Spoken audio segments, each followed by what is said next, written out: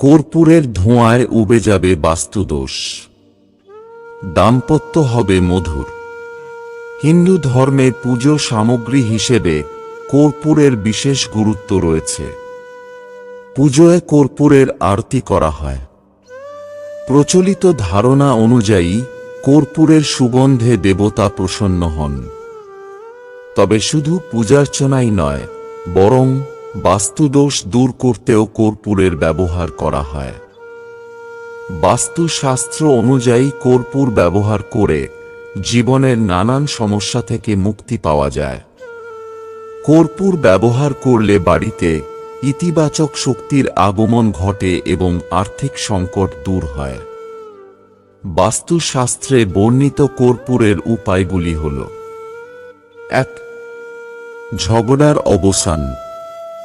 পরিবারে ঝগড়া বিবাদ লেগেই থাকলে বাড়ির কোণে কর্পূরের একটি বল রেখে দিন। এর প্রভাবে বাড়ির বাস্তু দোষ দূর হবে এবং ইতিবাচক পরিবেশ বজায় থাকবে। ২. বিবাহে বাধা দূর করতে। বাস্তু অনুযায়ী বিবাহে বাধা এলে তা দূর করার জন্য কর্পূর ব্যবহার করা যেতে পারে। এর জন্য ৬টি কর্পূরের টুকরো ও ৩৬টি লবঙ্গ নিন। এতে হলুদ, চাল মিশিয়ে দুর্গাকে এর আহুতি দিন। মনে করা হয় এর ফলে শীঘ্র বিবাহ সম্ভব হয়। ৩. রোগ মুক্তির জন্য। বাস্তু অনুযায়ী পরিবারের কোনো সদস্য অসুস্থ থাকলে সন্ধেবেলা কর্পূর জ্বালানো উচিত। এর প্রভাবে বাড়ির নেতিবাচক শক্তি দূর হয় এবং রোগ নষ্ট হয়। ৪. গ্রহ শান্তির জন্য। বাস্তুশাস্ত্র অনুযায়ী গ্রহ শান্তির জন্য কর্পূর ব্যবহার করা যায়। সকাল ও সন্ধে ঘিয়ে ভেজানো কর্পূর জ্বালালে গ্রহ দোষ দূর হয়। ৫. আর্থিক স্থায়িত্বের জন্য।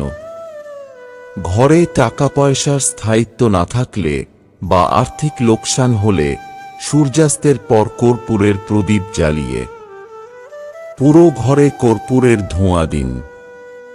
এরপর লক্ষ্মীর পুজো করুন। এছাড়া ঘরের প্রতিটি কক্ষে রূপো বা পিতলের বাটিতে ২টি কর্পূর ও লবঙ্গ জ্বালান। এর প্রভাবে বাড়িতে উপস্থিত নেতিবাচক শক্তি দূর হবে এবং আর্থিক স্থায়িত্ব দেখা দেবে। ৬. দাম্পত্য জীবনে মনোমালিন্য দূর করতে। জীবনসঙ্গীর সঙ্গে মনোমালিন্য চলতে থাকলে শয়নকক্ষে কর্পূর রেখে ঘুমান।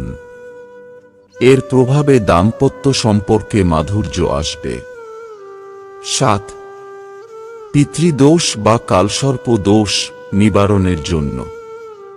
কোনো জাতকের কোষ্ঠীতে পিতৃদোষ বা কালসর্প দোষ থাকলে প্রতিদিন রাতে ঘিয়ে কর্পূর ভিজিয়ে জ্বালানো উচিত। এর প্রভাবে রাহু ও কেতুর প্রভাব দূর হয় এবং এই ২ দোষ থেকে মুক্তি পাওয়া যায়। ৮. পরিশ্রম সত্ত্বেও অর্থ উপার্জন করতে না পারলে। বহু পরিশ্রম সত্ত্বেও অর্থ উপার্জন করতে না পারলে লাল গোলাপের সঙ্গে একটি কর্পূরের টুকরো জ্বালিয়ে দুর্গার আরতি করুন। এর প্রভাবে সাফল্য ও ধন লাভ সম্ভব হবে। বন্ধুরা, ভিডিওটি ভালো লাগলে লাইক করুন এবং আমাদের চ্যানেলে নতুন হয়ে থাকলে সাবস্ক্রাইব করুন। ধন্যবাদ। আপনার দিনটি শুভ হোক।